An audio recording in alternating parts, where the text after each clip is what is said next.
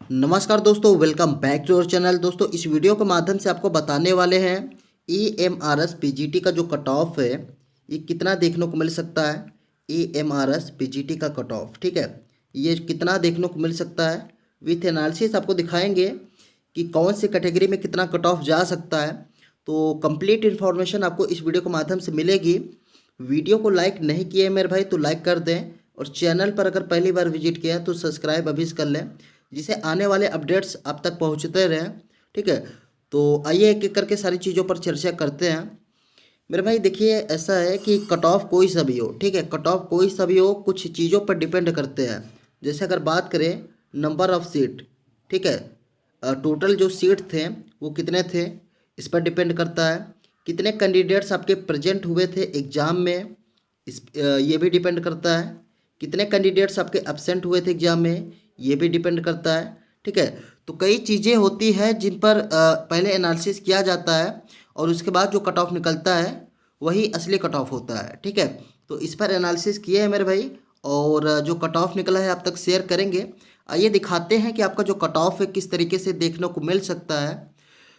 अगर बात करें हम इसके एग्ज़ाम की कि सर ये MRS PGT का जो एग्ज़ाम है ये कब से कब तक करवाया गया था, तो मेरे भाई 16 दिसंबर को आपका जो एग्ज़ाम है इसको कंडक्ट कराया गया था। सही है। और अगर बात करें हम टोटल फॉर्म फिलअप की कि सर कितना आवेदन किया गया है, तो इसके बारे में आपको बता देते हैं।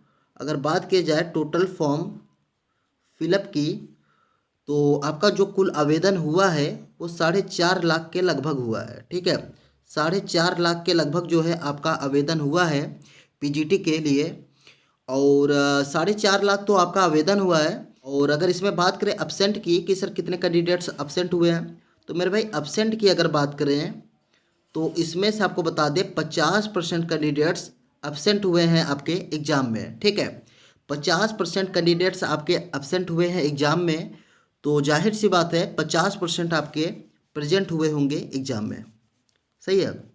तो ऐसे में मेरे भाई अगर 50% आप निकालते हैं, 4.5 लाख का 50% अगर आप करते हैं, यहाँ से आप देख सकते हैं 4.5 लाख का, ठीक है, अगर आप 50% निकालते हैं तो आपके जो बनेंगे वो बनेंगे 2.25 लाख। ठीक है, 2.25 लाख इतने कैंडिडेट्स आपके बन रहे हैं। अब देखिए जो भी कंपटीशन है अभी अभी तो इनके इन्हीं में चलेगा। ठीक है, जो भी कंपटीशन है आपका अभी तो इसी में ही देखने को मिलेगा। अब देखिए आगे किस तरीके से रह सकते हैं, क्या और भी स्टूडेंट्स कम होंगे, तो आइए इसके बारे में समझते हैं। तो मेरे भाई सबसे पहले समझ लेते हैं कि आपके पेपर एग्ज़ाम पैटर्न के बारे में। ठीक है, सबसे पहले समझ लेते हैं एग्ज़ाम पैटर्न के बारे में। अगर हम बात करें पेपर के लेवल की कि सर पेपर का जो लेवल था ये किस तरीके से था, तो हमने बहुत सारे स्टूडेंट्स से बातें की, तो वहाँ पर हमको पता चला कि जो पेपर का लेवल है आप बहुत ज़्यादा इजी तो नहीं कह सकते हैं, मॉडरेट कह सकते हैं। ठीक है, आपका जो पेपर का लेवल है दोस्तों ये मॉडरेट था। अब आइए समझते हैं कि आपका जो एग्ज़ाम हुआ था ये किस तरीके से हुआ था। मेरे भाई आपको भी पता है कि हिंदी और जो इंग्लिश है यहाँ से आपके सवाल पूछे गए थे, ये सिर्फ और सिर्फ क्वालिफाइंग नेचर का था। ठीक है, जिसमें से आपको 40% अंक लाना था।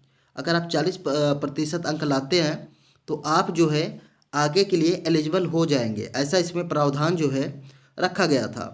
तो 40% अंक लाना था।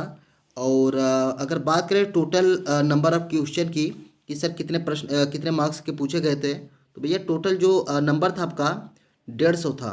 ठीक है, 150 नंबर का आपका पेपर हुआ था।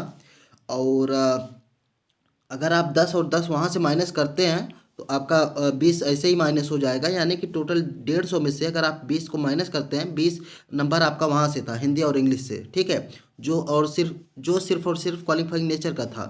तो आप यहाँ से अगर 20 को माइनस करते हैं 150 में से, तो आपका जो बनेगा वो बनेगा 130।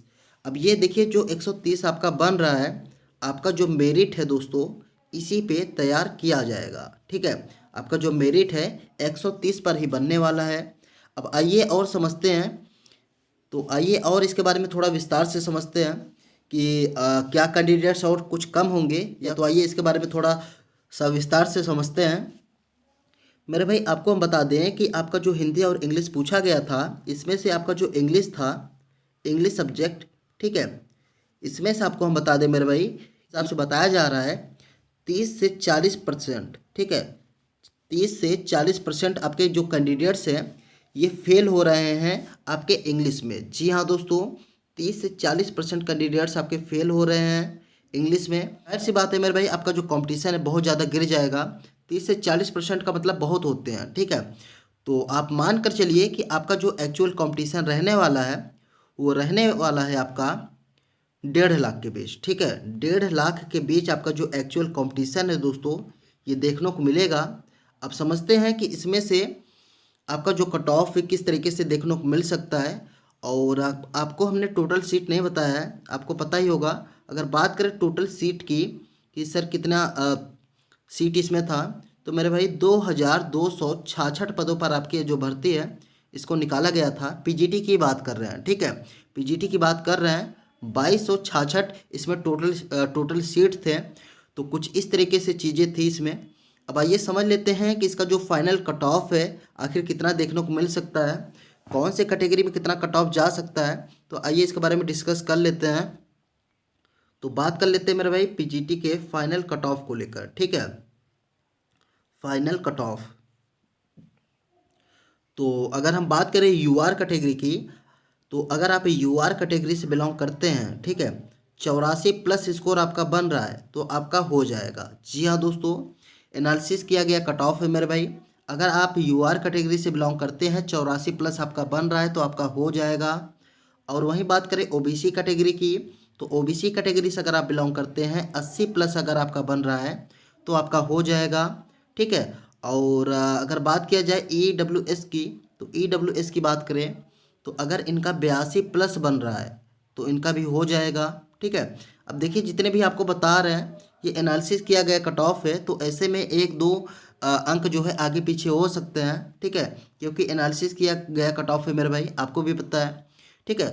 तो ईडब्ल्यूएस में 82+ है अगर आपका तो हो जाएगा।